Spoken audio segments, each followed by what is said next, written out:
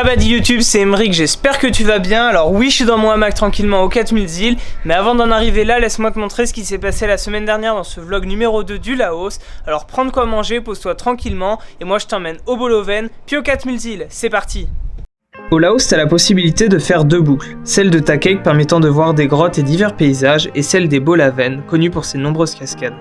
Aujourd'hui, nous quittons Paksé, une ville sans intérêt, afin de se rendre sur la boucle des Bolaven pour 3 jours. On a juste le temps de louer un scooter, laisser nos sacs, et on est parti.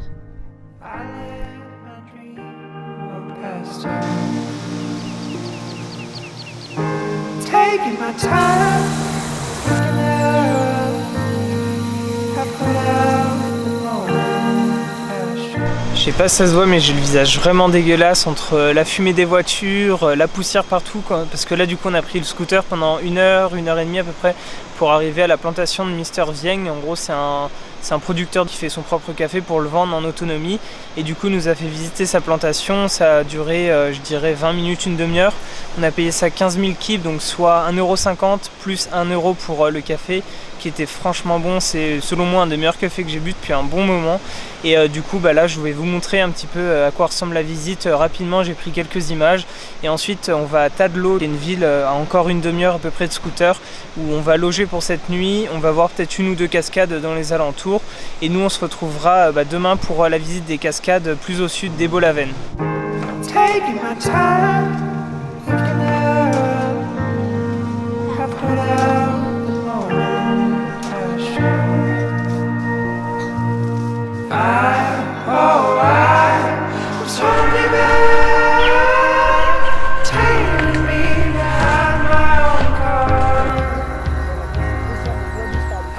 Non, moi, Vas-y, mange-le. Ah,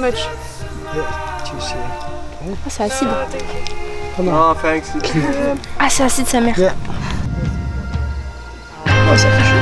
Ouais, ça fait chaud.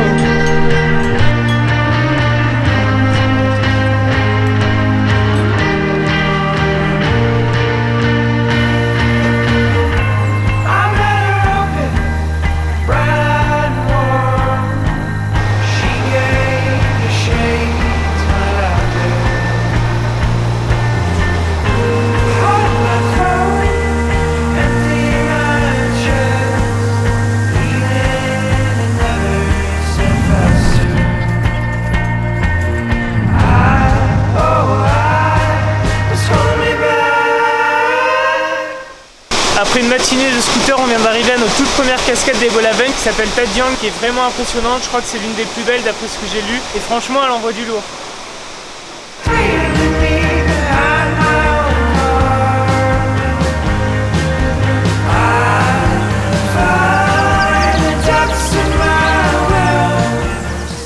On arrive à la toute dernière cascade de la journée qui s'appelle Tat Champi. Vous avez pu voir juste avant Tat Phaeng qui était franchement impressionnante, c'est la plus haute du plateau des Bolaven.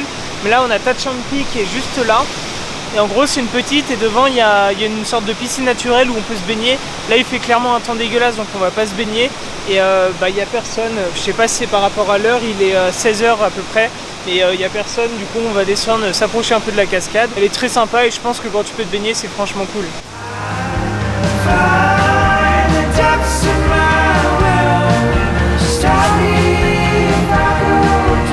Je sais pas si vous voyez toutes les petites taches là, mais en gros c'est tous les moustiques qui sont venus s'éclater sur nous pendant le scooter.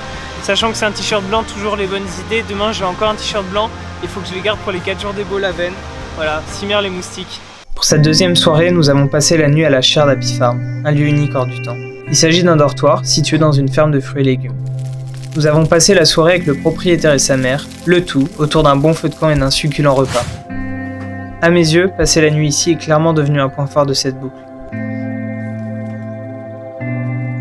Entre nous, regardez-moi cette vue, c'est juste magnifique le matin quand tu te réveilles, même le soir au coucher du soleil.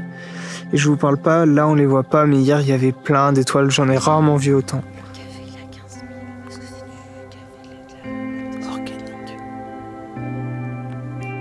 Avant de partir de ce petit coin de paradis, j'ai laissé ma marque. C'est notre dernière journée dans les Bolaven et là on est parti pour 2 ou 3 heures de marche pour voir en tout, je crois que c'est 3 ou 4 cascades qui font apparemment partie des plus belles cascades du plateau des Bolaven. Du coup je vous retrouve dès qu'on y arrive. On vient d'arriver à la première cascade, elle est hyper grande, elle est super impressionnante. Et juste en dessous, tu peux voir des arcs-en-ciel.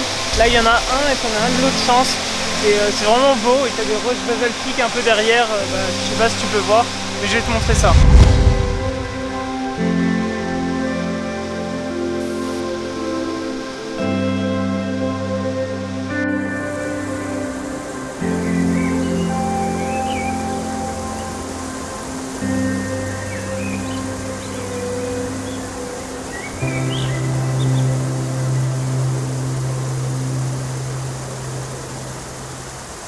Là on est à la troisième cascade qui est ce petit truc là. C'est pas la plus impressionnante du circuit, mais en tout cas elle est sympa parce que ça ressemble à une petite rivière où tu peux te baigner. Et juste là tu peux te poser, tu peux poser tes affaires. Sur le circuit il me semble qu'il reste encore 3 ou 4 cascades, mais on va pas les faire parce que déjà on sait pas où elles sont. Et aussi parce qu'on a super faim, donc on va commencer à remonter pour aller manger. Mais en tout cas voilà, c'est pas la plus impressionnante, mais si vous voulez vous baigner, c'est la troisième cascade qui est la mieux.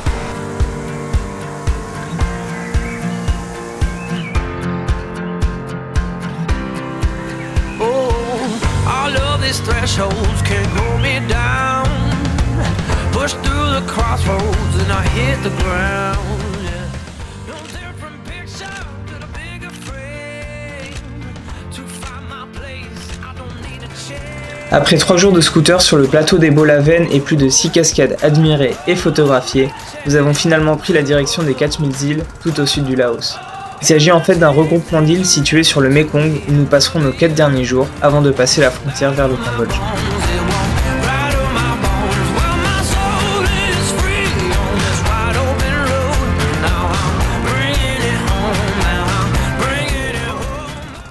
Nous voilà arrivés pour notre dernière étape du voyage au Laos. On est sur Dandet qui fait partie des 4000 îles, c'est tout au sud du pays. On est sur une petite île qui est sur le Mekong et là du coup on va rester 3-4 jours. Ça va être vraiment un endroit un peu pour chiller, faire du vélo, peut-être du kayak si Clémence accepte. Et du coup là on a pris un bungalow, c'était assez galère d'en trouver un parce qu'une grande partie est full. Et du coup je vous montre vite fait la vue et puis après je vous montrerai l'île.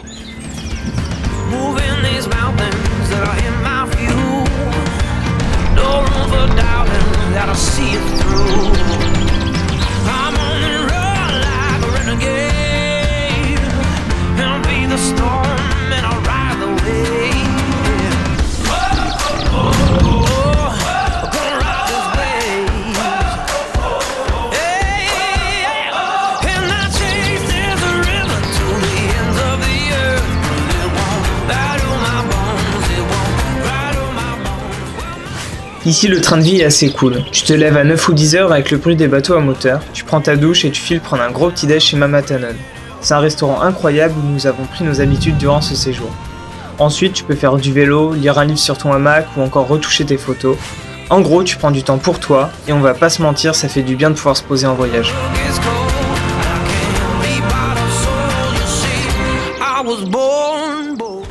Bon, on est parti pour aller faire un peu de vélo parce que ça fait 2 jours qu'on végète sur l'île. Donc là on va prendre un petit vélo et aller se promener sur l'île qui est juste à côté, en espérant que ce soit pas trop hard la route.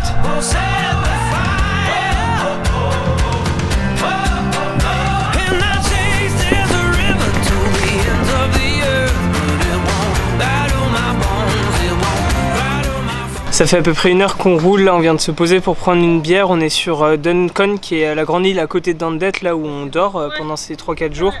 Du coup on a pris un vélo qui est un mélange de carton et de scotch qui est vraiment bancal, les freins fonctionnent pas, après ça reste vraiment accessible. Du coup là on a roulé 1 heure, on vient de se poser et après on va faire le chemin inverse. Après la route est pas spécialement agréable et intéressante parce que du coup on est au centre de l'île, donc tu roules sur un chemin avec des petites pierres et de chaque côté tu as la forêt, tu n'as pas la vue sur le Mekong. Après ça reste intéressant à faire et ça fait du bien de faire un peu de vélo et d'activité.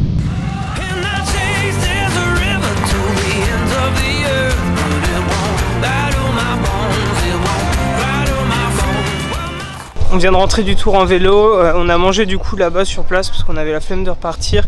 D'ailleurs le retour était bien chiant, enfin j'avais du mal à pédaler au retour et le paysage n'était pas spécialement beau, comme je vous disais, on est vraiment à l'intérieur de l'île. Et du coup là il faut que je trouve un bateau pour aller choper un ATM pour retirer de l'argent, parce que du coup t'as pas d'ATM sur l'île, faut prendre un bateau, ça dure environ 15-20 minutes pour aller au niveau du port pour retirer et revenir. Du coup là j'ai à peu près 15-20 minutes de marche pour aller jusqu'au bateau. en espérant qu'il y ait un bateau. Après je retire, je reviens, etc. Donc j'en ai pour une petite heure et demie, 2 heures en espérant qu'il y ait un bateau parce que là on est en galère de thunes. Donc si vous venez sur l'île d'Andette, pensez à prendre pas mal de thunes avant de venir. Bon, good news, au final sur le chemin pour aller jusqu'à l'embarcadère pour trouver un bateau, je suis tombé devant un restaurant / guest house qui a une sorte de petite machine, vous savez, pour payer par carte. Et du coup elle accepte de vous donner du cash, je crois c'est 5% le taux que j'ai payé, ce qui revient clairement moins cher que si j'avais payé un bateau pour aller jusqu'à l'ATM, plus en plus les frais pris par l'ATM. Donc je vous mets le nom, je crois c'est Data quelque chose, c'est un restaurant indien. Et du coup c'est très bon à savoir pour vous si vous venez et que vous n'avez pas d'argent. Il y a des restos et des guest house qui vous permettent de payer par carte et qui vous donnent du cash en échange. La mission pour ce début d'après-midi, c'est de trouver un coiffeur sur l'île. Apparemment il y en a peut-être à l'entrée de l'île, parce que là c'est vraiment plus possible les cheveux, sachant qu'après on va à Siem Reap au Cambodge, donc c'est pas sûr que t'en aies, ou en tout cas à des prix abordables. Du coup on va essayer de trouver ça.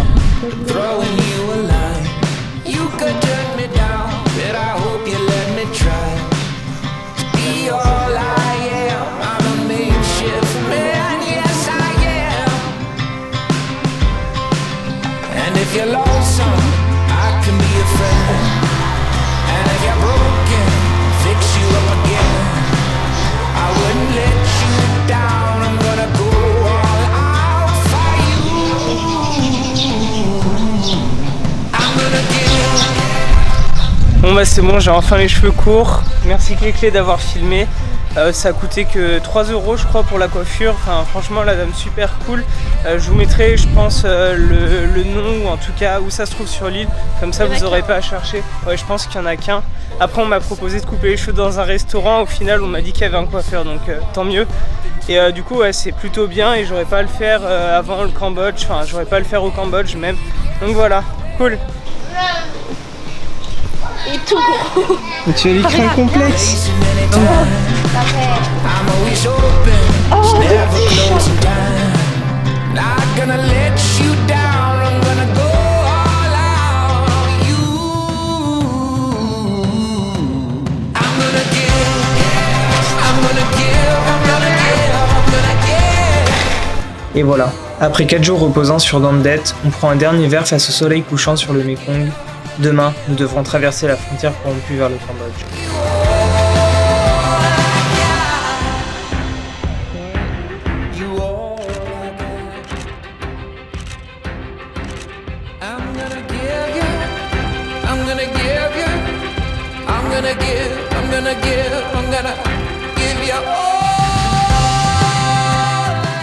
On vient de prendre un bateau là pour quitter Dandette.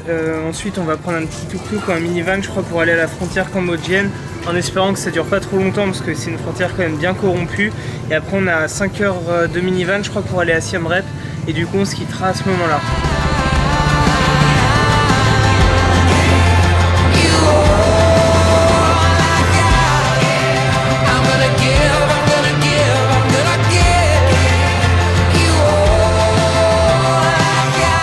Officiellement de sortir du Laos, du coup on a dû payer 2 $ de corruption pour le tampon pour sortir. Vous pouvez très bien essayer de ne pas les payer, après c'est à vos risques et périls parce que du coup votre bus vous attendra pas. Et du coup là on est dans un no man's land et on va passer à la frontière suivante, à la bordure suivante qui est là pour avoir le visa pour le Cambodge, et normalement il y a encore de la corruption. Donc prévoyez en général 40 $, donc 30 $ en gros billets, et puis des petits billets de 1 pour genre 10 $ de petits billets de 1. Comme ça vous pourrez vous en sortir à la frontière. Bon courage.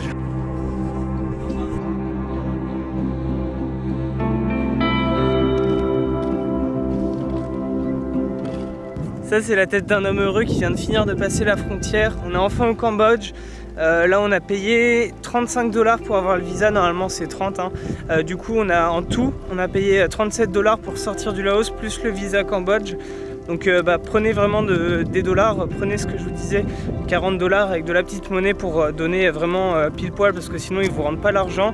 Et pensez aussi à prendre les dollars avant, parce que là on est dans un no man's land, il n'y a pas de distributeur, il n'y a rien du tout. Et du coup là on va récupérer notre bus, normalement il faut attendre qu'il soit rempli, donc je sais pas combien de temps on va attendre. Et après on a 6 heures de bus ou de minivan avant d'arriver à Siem Reap.